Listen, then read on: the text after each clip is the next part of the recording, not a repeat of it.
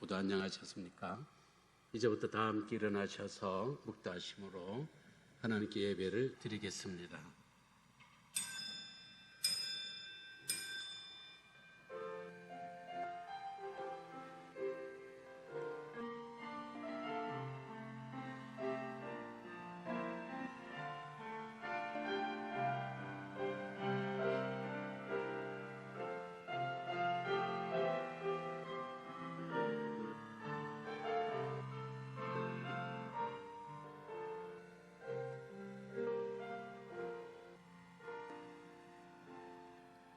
오라 우리가 여호와께로 돌아가자. 여호와께서 우리를 찢으셨으나 싸매 주실 것이요 우리를 찢으셨으나 3일 만에 다시 살리시리로다. 인간의 생사와 화복을 주관하시는 하나님 아버지, 오늘 주님의 몸된 교회가 예배당에서 그리고 가정에서 처한 장소에서 하나님께 예배하며 하나님의 자비와 긍휼과 위로를 구하는 가운데 있습니다. 하나님의 성령이 어디 있든지 저희들과 함께 하시고 오늘도 예배를 통하여 샘을 얻게 하시며 속에 코로나가 소멸되어 온전한 예배를 하나님께 기쁘게 드릴 수 있는 그날이 오게 하여 주시옵소서. 모든 말씀 예수님 이름으로 기도합나이다. 아멘. 찬송가 208장입니다.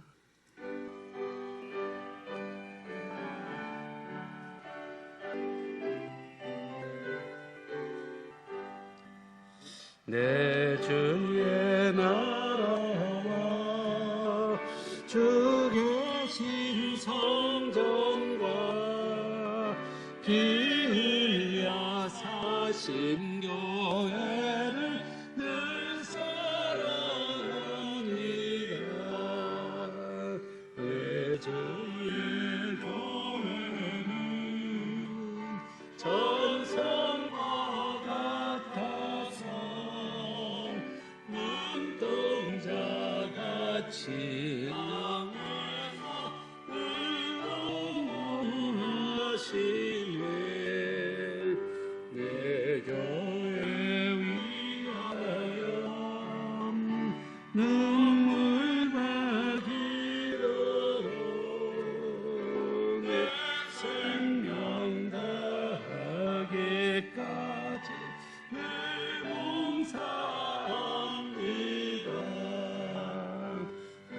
너의 고제와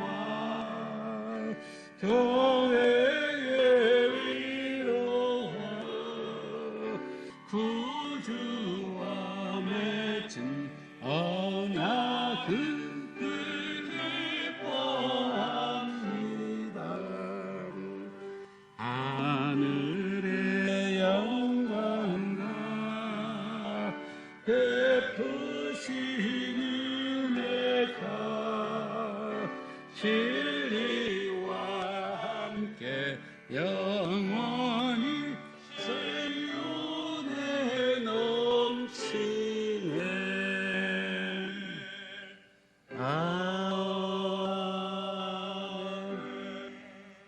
사도신경으로 우리의 믿음을 고백하겠습니다. 전능하사 천지를 만드신 하나님 아버지를 내가 믿사오며 그의 아들 우리 주 예수 그리스도를 믿사오니 이는 성령으로 잉타하사 동정녀 마리아에게 나시고 본디오 빌라도에게 고난을 받으사 십자가에 못 박혀 죽으시고 장사한 지 사흘 만에 죽은 자 가운데서 다시 살아나시며 하늘에 오르사 전능하신 하나님 우편에 앉아 계시다가 저리로서 사한 자와 죽은 자를 심판하러 오시리라. 성령을 믿사오며 거룩한 공회와 성도가 서로 교통하는 것과 죄를 사하여 주시는 것과 몸이 다시 사는 것과 영원히 사는 것을 믿사옵나이다. 아멘. 앉으셔서 210장입니다.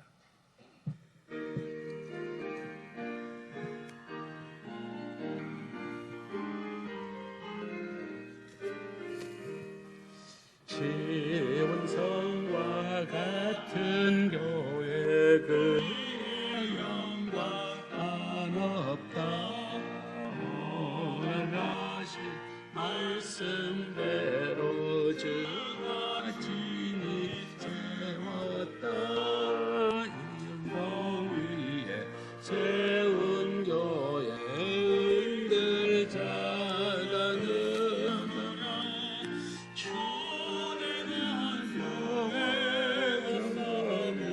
아무 근심 없도다. 생명샘이 나와 모든 성도 마시니 언제든지 흘러넘쳐 부족함이 없도다. 이런 물이 흘러가 목마를 자누그랴. 은혜로 넘치고 더 넘친다. 주의 은혜 내가 받아 시온 백성 되는 때 세상 비방해도 주를 찬송하리라. 세상 헛된 모든 영광 아침하게 갔으나 주의 선언하는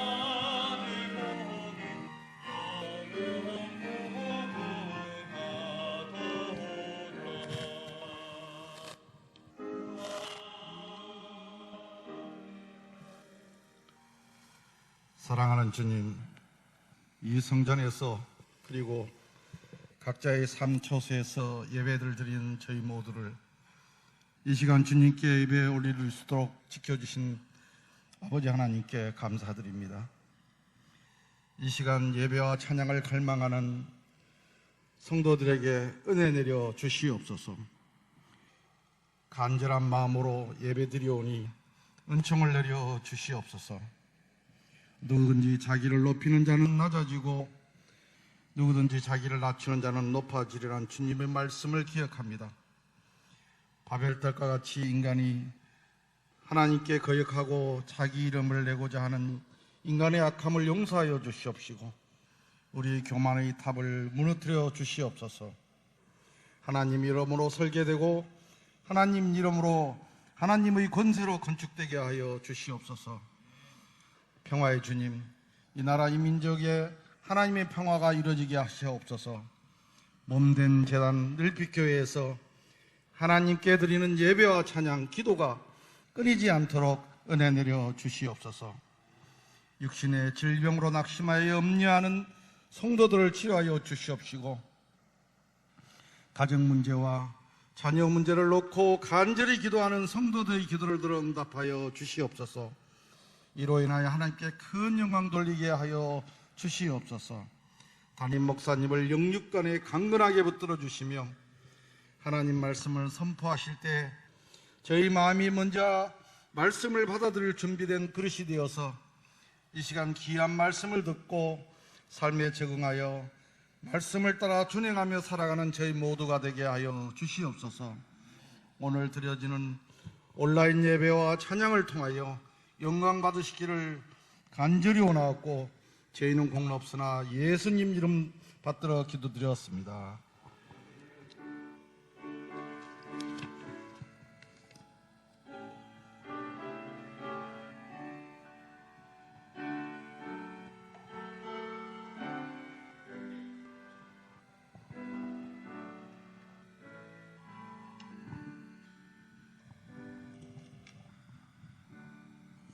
감사합니다. 하나님의 말씀 사도행전 2장 43절부터 47절까지입니다. 가정에 계신 성도님들도 성경 다 찾으셨죠? 43절부터 같이 읽겠습니다.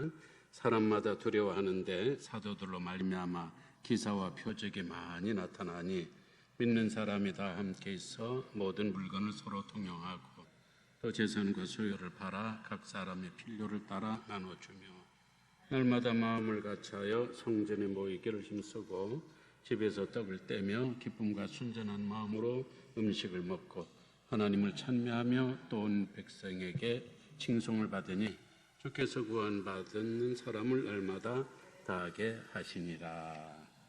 아멘.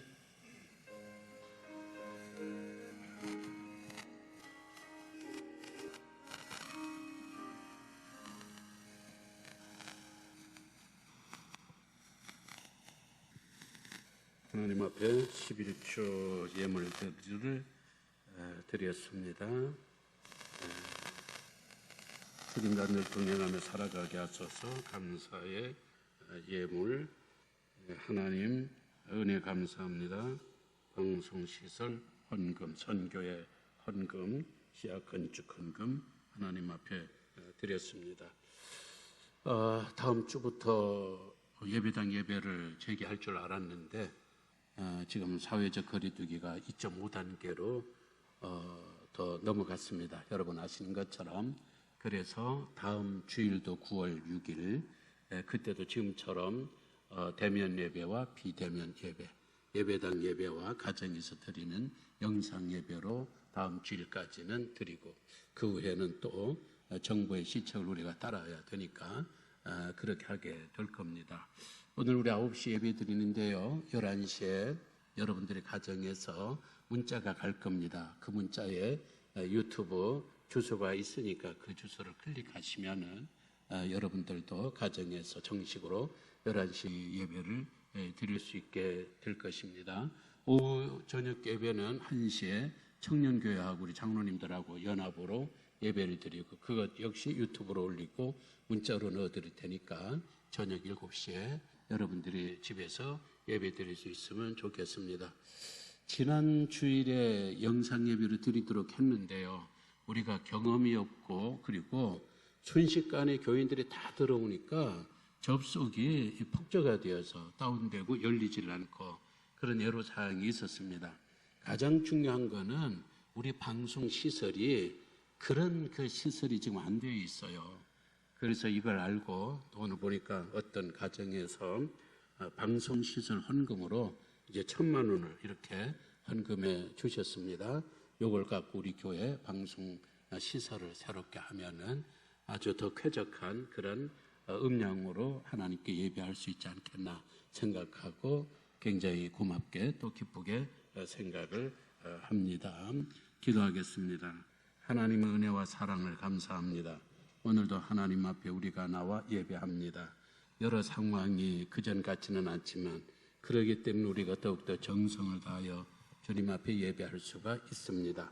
오늘 드려지는 예물을 11조의 예물을 비롯해서 그리고 건축 헌금 또 선교 헌금 주일 헌금 우리 장로님들 중심으로 하나님 앞에 헌금들 드렸습니다. 아버지여 경제가 어렵습니다. 대한민국 경제를 속히 이렇게 세워주시되 코로나가 소멸이 되어야 경제도 활성화가 될 수밖에 없사오니 하나님 아버지여 이 코로나 문제가 속히 해결되게 하여 주시기를 원합니다. 대통령과 또 행정당국과 보건당 온 국민이 하나가 되어 코로나에만 집중하게 하여 주옵소서. 어떤 정치적인 논리로 이것들을 떼하지 않게 하여 주시고 교인들은 하나님 앞에 자비와 긍휼을 구하고 대통령을 비롯한 공무원들 또 관계 당국들은 오로지 코로나에만 집중해서 이 문제가 대한민국에서 속히 정리되고 해결되게 하여 주시길 원합니다. 오늘도 또한 귀한 또 예물도 있습니다. 우리 방송시설이 열악함을 알고 하나님 앞에 이런 귀한 예물을 드렸사오니 주님께서 보시고 앞으로 우리 늘비교회가 또 이런 영상 예배가 있을 적에 신속하게 또 쾌척하게 또 경쾌하게 잘 들을 수 있는 방송 시설로 주여 이 헌금을 받아주시며 그 우리 안수 집사님 가정과 그 직장에 하시는 사업부에 복의 복을 다하여 주시옵소서. 예수님 이름으로 감사하며 축복하며 기도 올려옵나이다. 아멘. 윤디현 선생님 찬양하겠습니다.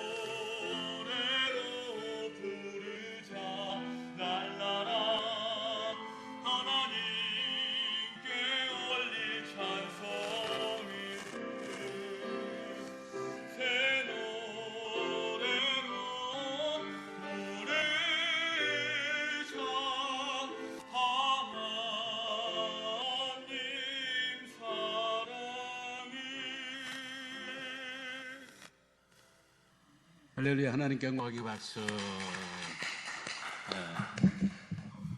가정에서도 성도님들 박수 치셨지요. 오늘 장로님들 이렇게 나와서 예배 드리니까 한 분이 100명처럼 보여서 지금 1000명 이상이 여기 지금 꽉 차 있는 것 같은 가득함을 느낍니다. 장로님들이 여러 모양으로 힘써 주시고, 그리고 이 코로나 기간 동안에 또 저에게 교회에 큰 힘들이 되어 주셔서 늘 고맙게 생각하고 있습니다. 가정에서 함께 예배하는 성도님들도 한 주 동안 잘 지내셨죠? 모두 건강하시고 또 우리의 믿음을 더욱더 단단히 세울 수 있는 그런 집에서의 자습 시간이 될 수 있게 되기를 바라겠습니다. 인디안 속담에 이런 얘기가 있어요. 가장 소중한 것은 잃고 나야 그 소중함을 안다. 그래요. 가장 소중한 것을 평소에 소중하게 생각하면 얼마나 좋아요. 부모님이 그렇잖아요. 부모님이 가장 소중하다는 것을 우리가 알아요. 알면서도 너무 그냥 늘 함께 사니까 늘 함께 뵐 수 있으니까 마음으로는 소중하다 생각하지만 소중하게 우리가 대접을 해드리지 못합니다. 그래서 부모님이 돌아가셔야 그제야 참 부모님을 잃고 나서야 얼마나 우리에게 소중한 분이셨고 얼마나 우리에게 고마운 분이셨는가 알고 가슴을 치지요. 평소에 잘 못해드렸던 것만 생각이 나서. 교회도 그렇고 예배도 안 그럴까요? 우리는 너무 쉽게 교회를 생각했어요. 너무 쉽게 예배를 생각했습니다. 너무 당연하게. 선택권이 우리에게 있는 줄 알았어요. 오늘 바쁘니까 교회를 못 갔고, 그러나 다른 성도님들은 교회에서 예배 드리고 있으니까 되었다. 이 생각을 했는데, 이번에 코로나로 인한 사태로 우리가 예배를 지금 2주간 다음 주까지 예배 못 드리고 그 이후에도 지금과 같은 상황에서는 이게 담보할 수가 없어요. 어떻게 보면 9월까지도 쫙 이렇게 예배당 예배가 중단되는 이런 참 불행한 일이 일어나지 않을까. 참 마음이 그래요. 여러분들의 마음도 그렇죠. 오늘로서 딱 이제 2주간 우리 성도님들을 뵙지 못하니까 이게 한마디로 재미가 없어요. 이게 목사로서 재미가 없어요. 교회만 오면 재미가 있고 주일만 되면 너무 행복하고 왜? 여러분들 뵈니까 여러분들을 만나니까. 근데 2주일 동안 이제 안 보니까 이게 재미가 없어요. 물론 장로님들이 나왔지만 미안하지만 장로님들만으로는 제 성에 안 차요. 이번에 여러분들 만나지 못하니까 저에게 우리 늘뵙게 성도님들 한 분 한 분이 얼마나 사랑스럽고 얼마나 제가 여러분들 때문에 행복하고 여러분들 때문에 힘을 얻고 참 여러분들 때문에 내 삶의 목표가 분명해졌는가 생각하니까 2주 동안 만나지 못하니 여러분들이 그 소중함을 더욱더 느끼게 하는 그런 시간이에요. 제가 지난 주일날 예배를 인도하고 나니까 어떤 분이 그래요. 예배 시간 내내 조마조마했어요. 왜요? 목사님이 설교하다가 예배 드리다가 이런 상황 앞에서 교인들도 텅 비어있는 이런 상황 앞에서 그냥 울컥할까 봐 가슴이 조마조마했죠. 사실 울컥해요. 울컥할 수 있는 상황이 이 앞에 벌어졌어요. 그러나 지금은 울컥할 때가 아니에요. 기독교 최고의 지성인이라고 하는 프란시스 쇠퍼 박사가 그런 말을 했어요. 지금은 우리가 강해질 때다. 지금은 기독교가 강해질 때다.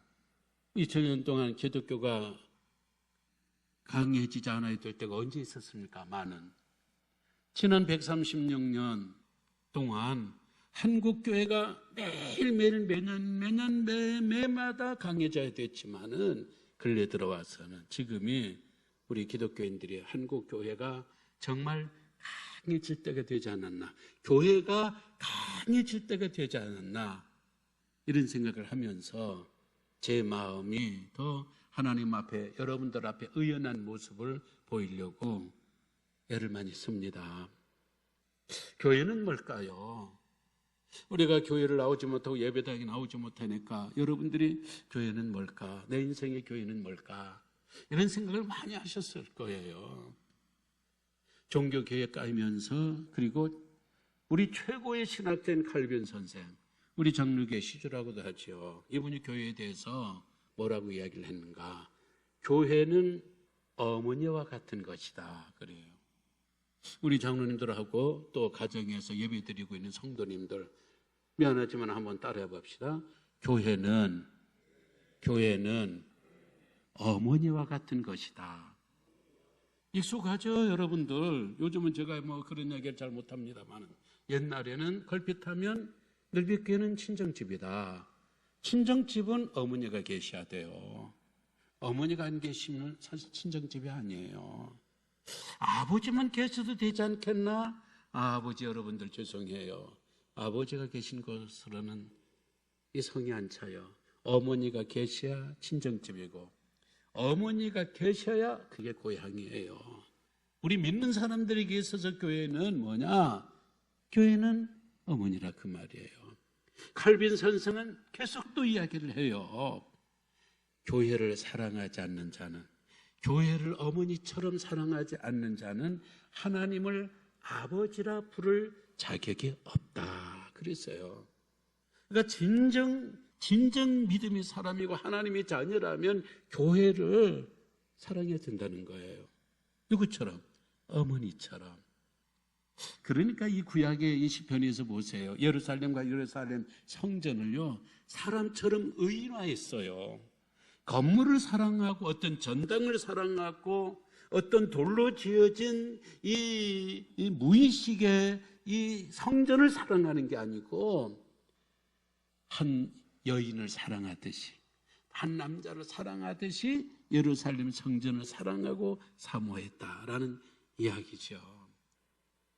우리가 그렇게 사랑하는 교회, 우리가 어머니처럼 사랑하는 한국 교회가 좀 엄청나게 지금 상처를 받고 있어요. 교회가 지금 온 국민의 공공의 적처럼 되어버리고 말았어요. 엊그제 대통령, 기독교 지도자들, 교단장들을 불러놓고 교회에 대해서 신문에 안 나온 이야기, 언론에 안 나온 이야기는 좋은 이야기도 많이 했다고 그렇지만은 기자들이 좋은 이야기 씁니까? 대통령이 뭐라고 그랬어요? 소설하고 이야기는 했지만 한국교회 전체가 코로나, 이 코로나가 한국교회 전체로 인하여서 어려움을 당하고 있다고 그렇게 온 국민들이 보는 앞에서 이야기를 했어요. 물론 지금 정권이요, 이 코로나 정치를 해요. 이것 외에는 사실은 내세울 업적이 없어요. 그러다 보니까 여기 집중해서 이거 성공하고 업적을 남기려고 그랬는데 이게 지금 갑작스럽게 막 퍼지고 있잖아요. 그것도 교회 중심으로. 교회 책임을 우리가 또 회피할 수는 없죠. 그러니까 우리는 죄송합니다, 미안합니다, 그렇게밖에 할 수는 없지만은 그래도 대통령이라면, 전 국민들을 상대로 하는 대통령이라면 참 교회가 그동안 수고 많이 했고 희생 많이 했고 내가 그걸 안다. 기자들 꼭 요거는 꼭 써달라. 교회를 어우를 수 있는, 참 이런 어떤 그 말씀을 좀 더 강하게 해주셨으면은 우리도 참 미안하면서도 고맙게 생각하고 그러죠. 이거 오죽했으면 그 소강성 목사님이 대통령이 좀 따뜻한 언어로 말씀해 주셨으면 더 좋았을 것이다. 그렇게 이야기를 한 거예요. 그만큼 한국 교회가 이 온 국민들에게 많은 몰매를 맞고 있습니다. 사랑제일교회 1000명이 넘었어요. 입이 10개, 100개로도 할 말이 없는 거죠. 근데 그 동네에는 뭐라고 식당에 뭐라고 간판에 그 게시판이 붙여 있는가 하면 여러분 이미 아시겠지만 당분간 기독교 신자는 출입을 금지합니다. 이게 출입을 삼가해 달라는 거예요. 야, 어떻게 살다 보니까 기독교 신자는 출입을 하지 말라는 거예요. 무엇이 연상이 됩니까? 몇 달 전에 신천지 교인들은 출입을 금지합니다. 신천지 교인들은 들어올 수 없습니다. 지금 우리는요, 국민들에게 있어서는 제2의 신천지처럼 이렇게 우리가 이런 대접을 받고 있어요. 그러니까 한국 교회가 너무 지금 힘들고 아파요. 어머니 같은 교회가 아파요. 어머니가 아프니까 자식들이 근심할 수밖에 없는 거예요. 사실은 우리가 잘못해서, 우리가 좀 더 우리가 참 잘했으면은, 더 예방에 우리가 방역에 더 애썼으면 한국교가 이렇게 매를 맞지 않는데 자식들인 우리들이 잘못해가지고 오늘 한국교회가 이렇게 매를 맞고 있으니까 교회에 대한 우리 감정, 교회에 대한 우리 마음들이 죄송할 수밖에 죄송할 수밖에 없죠. 시편에 다윗의 이야기가 생각이 나요. 다윗은 시편 11편에서 뭐라고 이야기를 했는가? 대적들이 우리를 향하여 화를 겨누고 있다. 화를 겨누고 있다. 이렇게. 시위를 당길 태세를 하고 있다는 거예요. 아니, 지금 화살이 우리를 위해서 막 나오고 있다는 거예요. 비판과 공격과 없는 이야기, 있는 이야기, 진짜 뉴스, 가짜 뉴스로 한국에 계속 막 이렇게 화살을 지금 쏘고 있는 거예요. 그러면서 다윗은 이야기해요.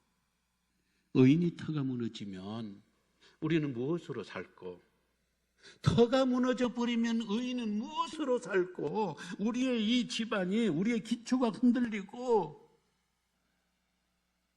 이 터가 무너져 버리면 우리가 어떻게 사냐?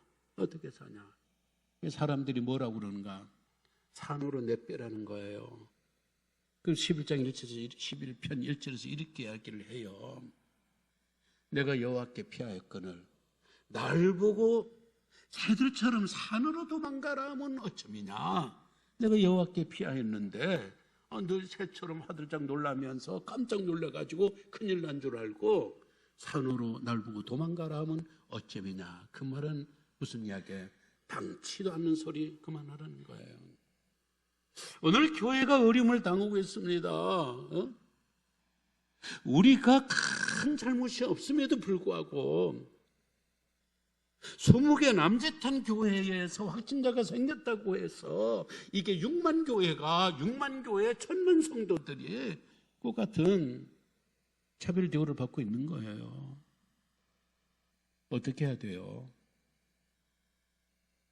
각자 도생해야 돼요.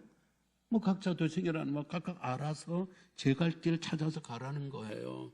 어떤 사람은 숨어버리고 어떤 사람은 교인이 아닌 것처럼 하고 어떤 사람은 교회 안 나와버리고 교회를 떠나버리고 지금 이렇게 이런 상황이 있습니다. 초대교회 교인들은 어찌 했을까요? 초대교회 교인들은 이 정도가 아니에요. 초대교회는 유대교인들에게요 엄청난 차별과 조롱과 박해를 받았습니다. 유대교에서 완전히 이게 끊어져 버린 거예요. 유대교에서 추방당한 거예요. 마을에서 추방당하고 우리말로 말하면 호적에서 지워버린 거예요. 예수 믿는다고. 우리가 그에 피할 바가 아니잖아요. 우리 예수 믿는다고 지금 그렇게 큰 핍박을 받아보았습니까? 지금 예수 믿는다고 호적에서 우리의 이름을 제명하고 그럽니까? 우리 사회에서 기독교인들을 왕따시키고 추방당합니까? 그 정도까지는 아니라 그 말이죠. 로마 정부는 어땠어요? 로마 정부가 그냥 이렇게 종교가 교단이 일어나면은 그냥 놔둘 텐데 왜?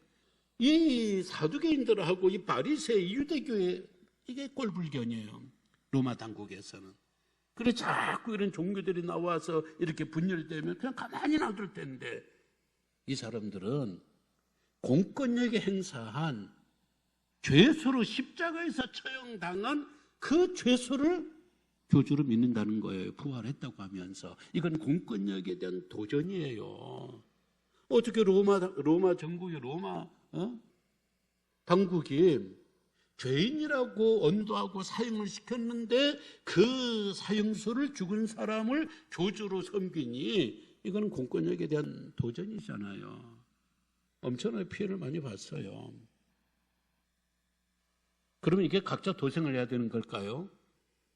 산으로 둘러 숨어버리고 도망가버리고 내가 교인이 아니라고 예수 모른다고 부인해버리고 그렇게 해야 되는 거예요? 아니죠.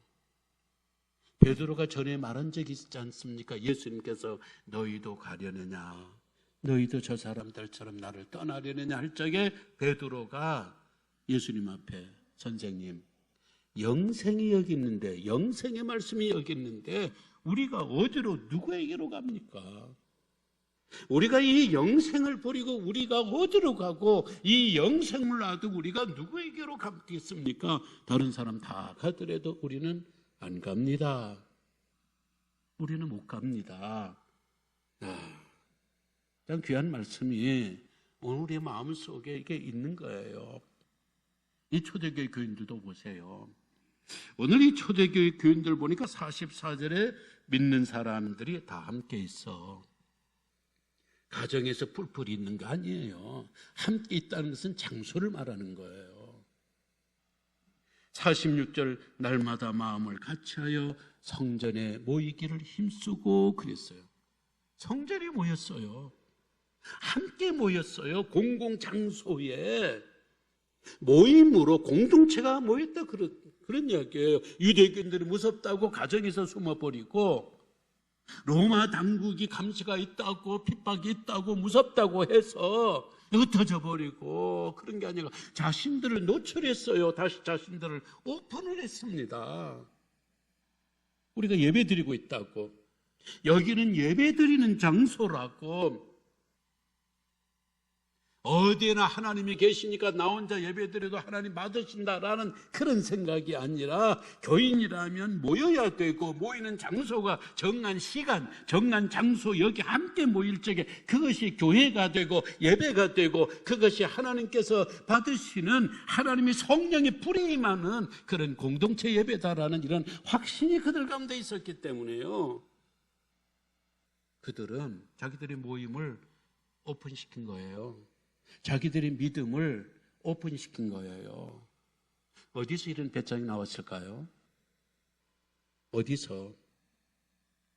43절 같이 읽겠습니다. 사람마다 다 두려워하는데 사도들로 말미암아 기사와 표적이 많이 나타나네요. 기사와 이적이 많이 나타나는 것은 성령의 역사예요.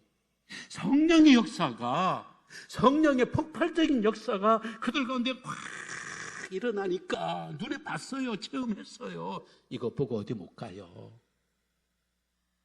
이 병원에서 내가 분명 나았는데, 죽어가던 내가 이 병원에서 나았는데 내가 이 병원을 놔두고 내가 어디 가겠어요.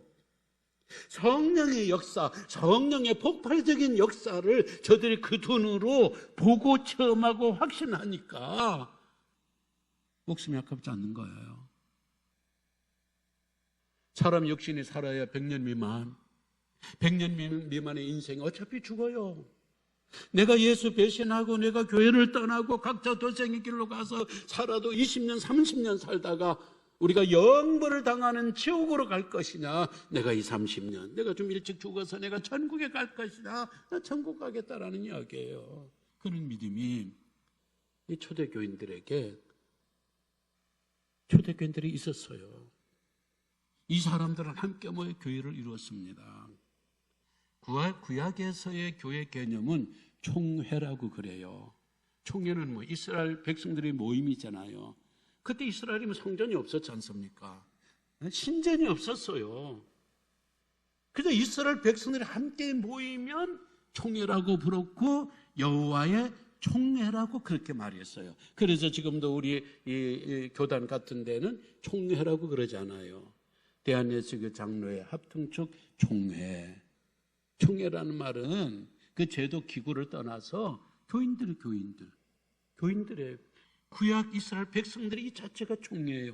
이 총회가 신약에 와서 예수 그리스도에 의하여서 내가 이 반석구에 내 교회를 세우리라. 내 교회가 등장한 거예요. 여러분 아시는 것처럼 교회는 뭐예요? 교회는 구원받은 사람, 부름받은 사람들이 모임이에요. 모임이 없으면 교회가 아니에요. 많은 사람들이 생각을 해요. 우리 마음속에 하나님의 성령이 계시니 내가 어디 가도 교회다. 그 교회 아닙니다. 미안하지만 그건 성전이에요. 교회는 모임이에요. 교인들이 모임이에요. 모임이 있을 적에 이게 교회가 되는 것이지 나홀로 예배드린다고 그 교회 아니에요. 하나님의 성령은 개인적으로 임하는 것보다는요, 교회를 통하여서 하나님의 성령이 임했습니다. 성령이 임하실 적에, 성령이 이 세상에 그 모습을 드러냈을 적에 개인에게 임한 게 아니에요. 120여 명의 무리들이 정한 장소에 정한 시간에 하나님을 위해서 간절히 기도할 적에 이 공동체 가운데 하나님의 성령이 임한 겁니다. 예수께서 말씀하셨어요. 너희 가운데 하나님의 은혜가 임하고 하나님의 성령 임하게 될 것이다 할 적에 이 너희 가운데라는 말은 너희들의 마음속에 인마인드, 너희들의 마음속에가 아니라 우리들 이 회중들 가운데 성령이 임하겠다는 거예요. 그래서 이 교회라는 이 모임은요 굉장히 중요해요. 부활하신 예수님 보세요. 한 10번 이상 나타나셨어요. 10번 이상 나타나시네. 처음에 이 무덤에서 살아나실 적에는 개인들에게 나타났어요. 마리아를 비롯한 여인들에게. 그러나 나중에 거의 대부분은요 개인들에게 나타나지 않았습니다. 모임 가운데, 여러 사람들이 모임 가운데 나타난 거예요. 예수님께서 얼마나 이 모임, 이 교회를 사랑하는지, 그리고 이 교회가 얼마나 예수 믿는 우리들에게 필요한 것인지를 성경은 우리들에게 보여주고 있습니다. 도마 보세요. 함께 모였을 적에 혼자만 떠나 있었어요. 혼자만. 어디 가서 혼자 기도하고 있었겠죠. 어디 가서 혼자 하나님의 도움을 구하고 있었겠죠. 그러나 거기에 주님 안 나타나셨어요. 주님은 누구에게 나타나셨어요? 문을 닫고 비록 떨고 있는 겁쟁이들이지만 이 제자들 가운데 부활하신 주님이 나타났어요. 이 모임에 소속되지 못했기 때문에 도마는 난 못 믿겠다는 거예요. 그러나 나중에 이 모임 가운데 첨가했을 적에, 들어왔을 적에 예수님 다시 나타나셨고 나의 주 나의 하나님, 그렇게 고백을 한 거예요. 그만큼 이 교회는, 그만큼 이 모임이라는 것은, 예수 믿는 사람들의 예배의 공동체라는 것은, 이거는요 어떤 경우에도 희생해서는 안 돼요. 교회 안에 무교회주의자들이 있어요. 이 무교회주의자들은요 예수님 믿어요.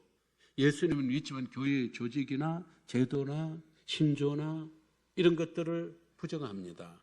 이런 사람들이 퀘이커 교도예요. 들어본 적 있으시죠? 퀘이커 교도 굉장히 양심적인 사람들이에요.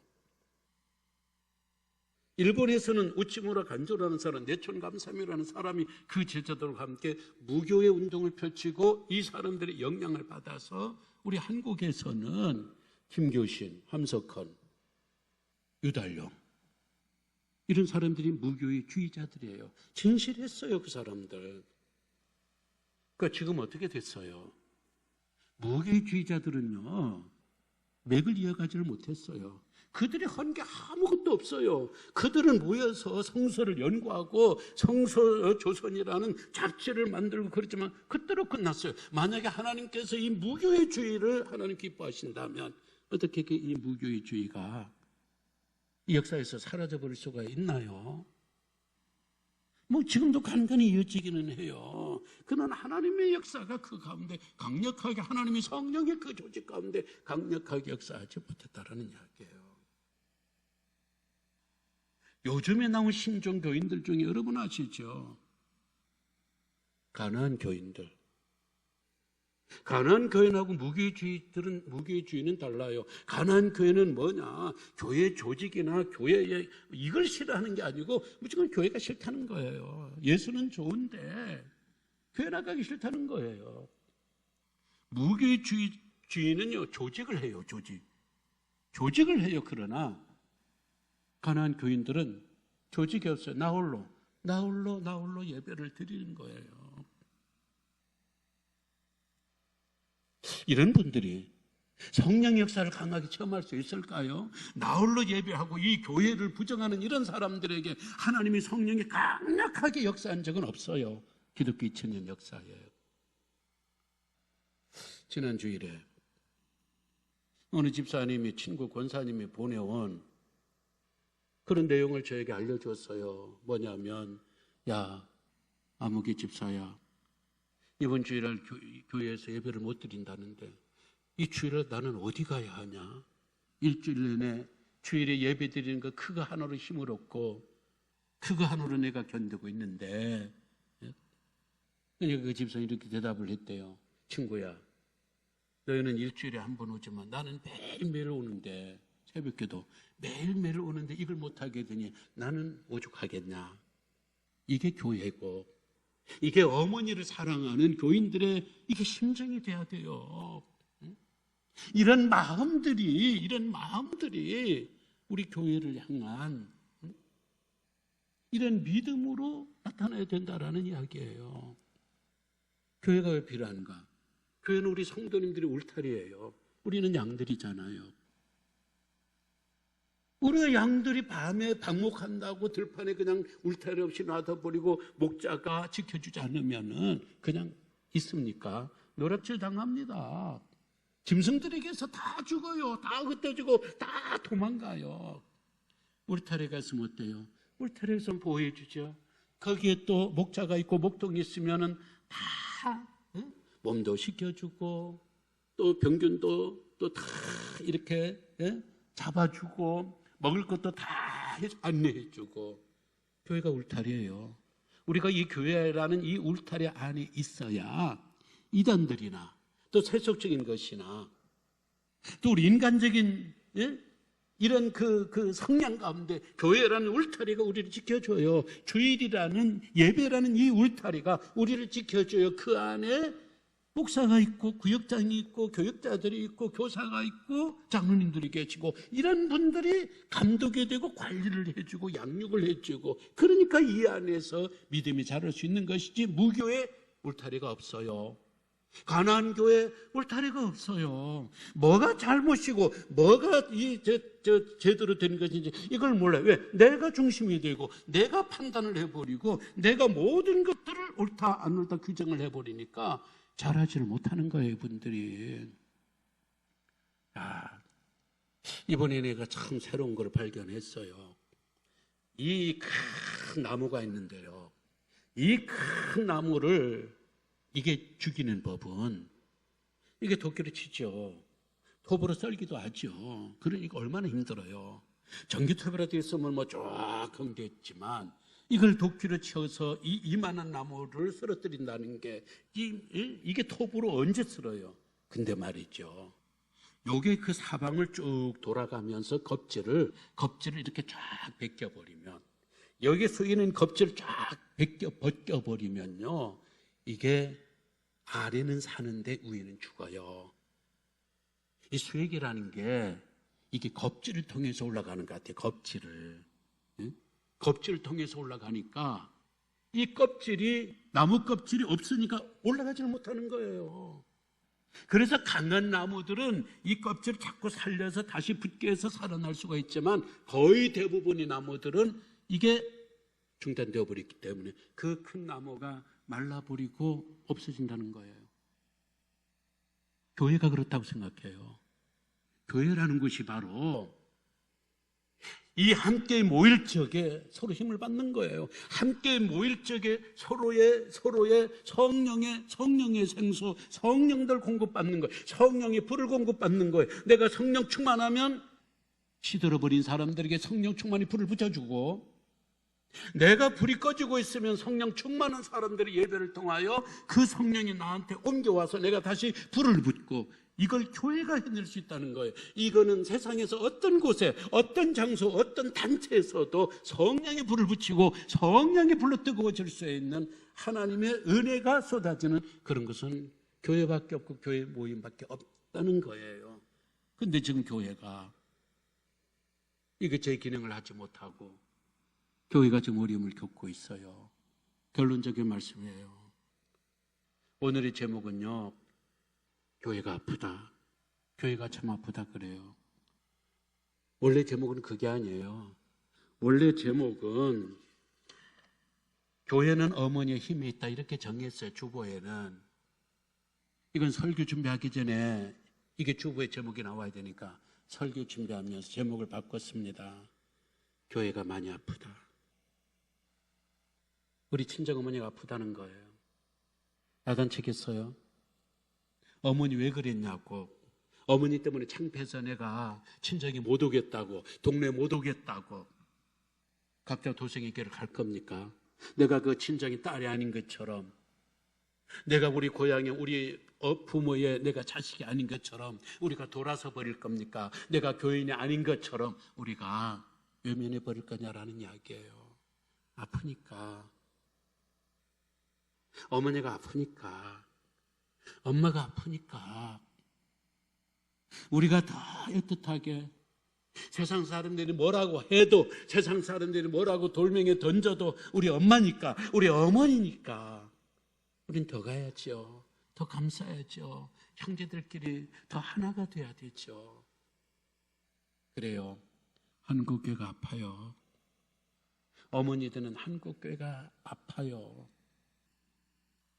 한국교회를 향한 애정들을 우리가 더 많이, 한국교회를 더 많이 사랑해주고, 한국교회 상처를 우리가 더 보듬어주고, 물론 어떤 교회가 오늘 우리들에게 이런 치명적으로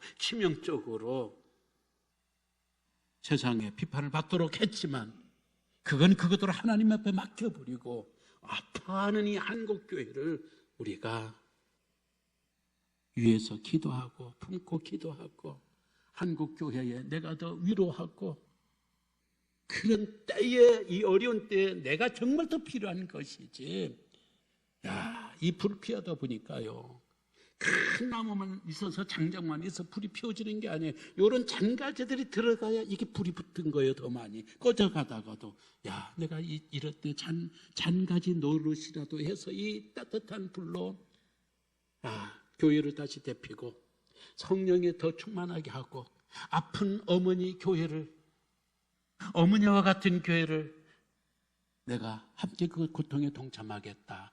그리고 교회를 위해서 기도할 적에 하나님께서 그 기도를 들어주신다면 47절의 결론이 이겁니다. 같이 읽고 마치겠습니다. 시작. 하나님을 찬미하며 또 온 백성에게 칭송을 받으니 주께서 구원받는 사람을 날마다 더하게 하시니라. 할렐루야.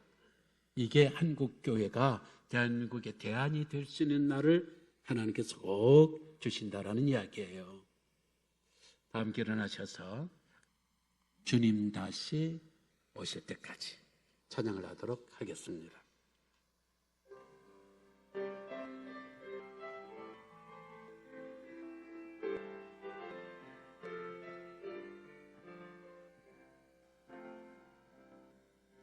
주님 다시 오실 때까지 나는 주님을 보리라.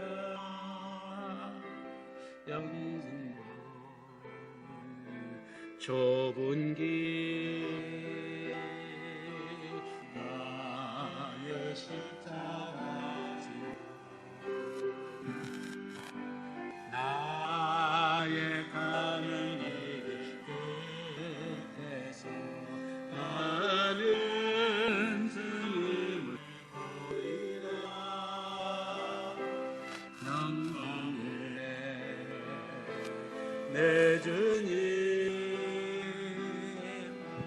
나를 맞아주시. 주님 다시 오실 때까지 나는 달려가리라. 주의 영광 온 땅도 들 나는 일어나고 내 사모하는 주님 어느 세상 그저시로 내 사모하는 주님 영광의 왕이시라. 감사합니다. 우리 장로님들, 가정에서 예배하시는 성도님들, 한 주 동안도 잘 지내시고 우리의 믿음의 근육을 더욱더 키워서 우리가 강한 그 그리스도인이 되도록 하십시다. 주의 이름으로 여러분들을 사랑하며 축복합니다. 기도합니다. 지금은 구주 예수 그리스도의 은혜와 하나님 아버지의 크신 사랑과 성령의 교통으로 충만 역사하심에 은혜들이 아픈 한국교회를 붙들고 위하여 기도하고 내 죄로 알고 내 탓으로 알고 하나님의 자비와 긍휼을 구하며 오늘도 예배하는 우리 장로님들과 예배의 요원들과 가정에서 예배하는 모든 분들 그리고 한국교회 가운데 대한민국 위에 항상 함께 계실지어다. 아멘.